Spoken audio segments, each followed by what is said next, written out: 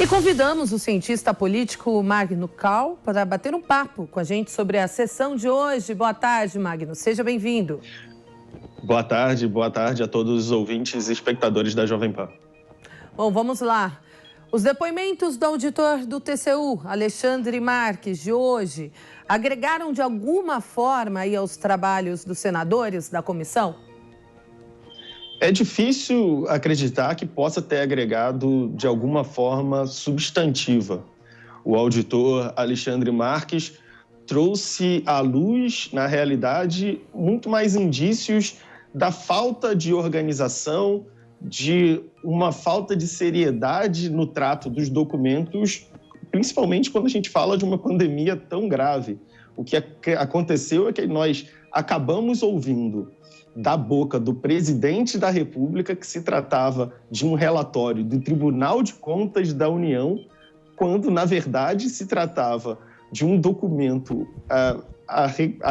preparado pelo auditor do tribunal que mandou para o seu pai, que é amigo do presidente. Olha, é muito difícil até a gente levar a sério um país que leva a sério um documento desse, né? Mostra um sinal de despreparo, de amadorismo, como nós ouvimos da boca do presidente da República uma afirmação a respeito dos números da pandemia que, na verdade, saíram de um documento mambembe que um auditor, um funcionário público, preparou e compartilhou com o próprio pai. Então, para aqueles que são oposição ao governo, se tivemos a confirmação de que a seriedade no trato dos dados, dos indicadores na pandemia é um indicador muito fraco. E, no final das contas, o que nós precisamos saber, se formos levar a sério mesmo, é quem adulterou um documento para fingir que um documento tão esdrúxulo pudesse se passar por um documento oficial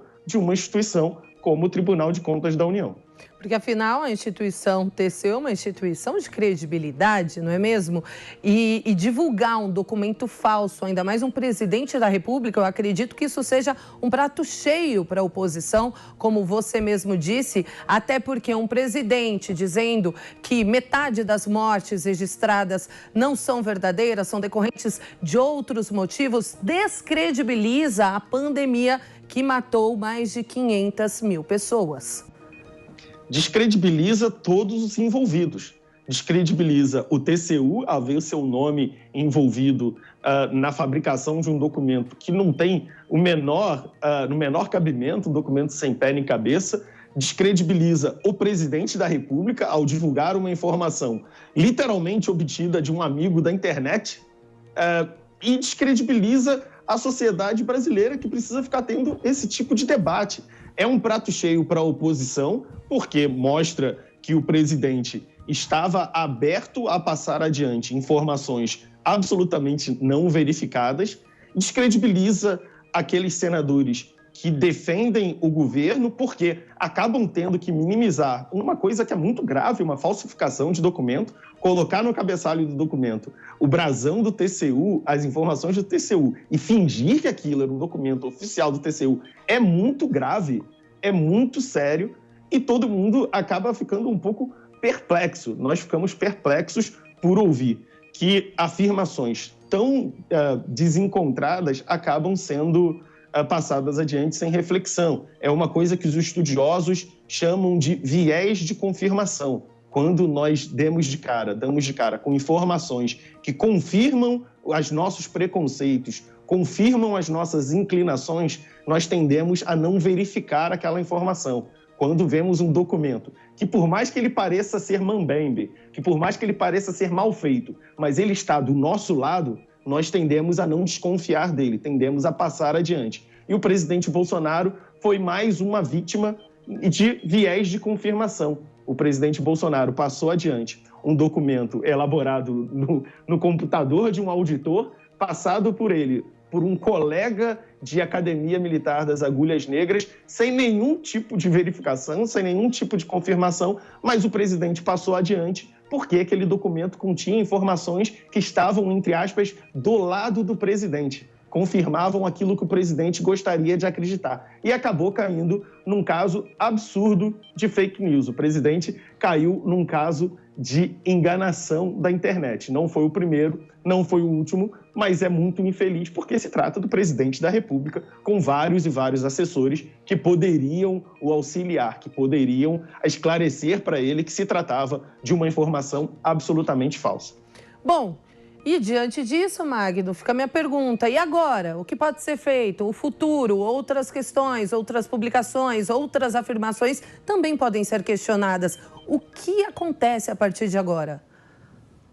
O que acontece é uma desmoralização gradual de tudo que envolve os esforços do governo para combater a pandemia.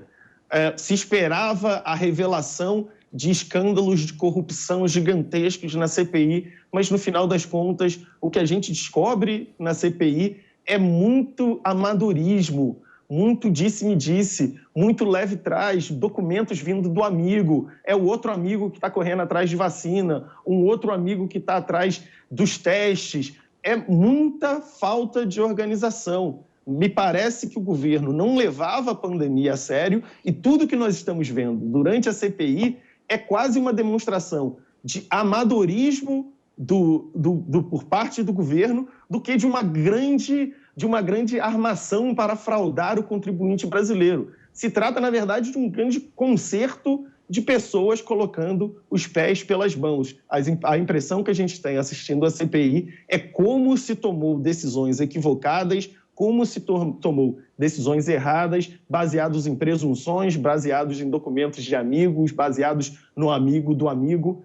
O que a CPI vem mostrando é a falta de preparo, a falta de seriedade no combate à pandemia, e agora a gente nos resta esperar a apresentação do relatório. Como você bem disse, o relatório deve ser apresentado no meio do mês de setembro, encurtando até o prazo da CPI. A CPI tinha um prazo para correr até novembro. A gente espera que o relatório da CPI mostre a falta de preparo, a ausência de seriedade no combate à pandemia, que nós hoje sabemos era muito séria e que acabou levando mais de 500 mil brasileiros à morte.